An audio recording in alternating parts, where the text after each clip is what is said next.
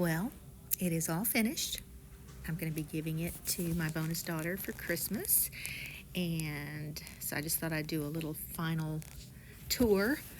You could have seen Hedwig there on top of the house, going around the side to see the front door. Of course, I tried to make those Tudor style windows that you see in the movie Dursley House. So let's open the door. You can kind of see going up the stairs. And you can't see it in this video, but I did attach a stray Hogwarts acceptance letter up at the window there. But those are the little photos I got offline of the Dursley family and made them into portraits. And now let's open the door to the room under the stairs. So it's all lit up in there. And you can see the shelf and all the old tools.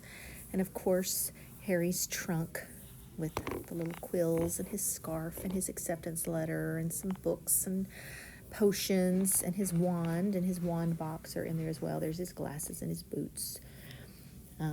So it was hard to get it all in there, but I think I did okay. And so we're closing it up, and there's a wide shot. There's a little umbrella. She loved it.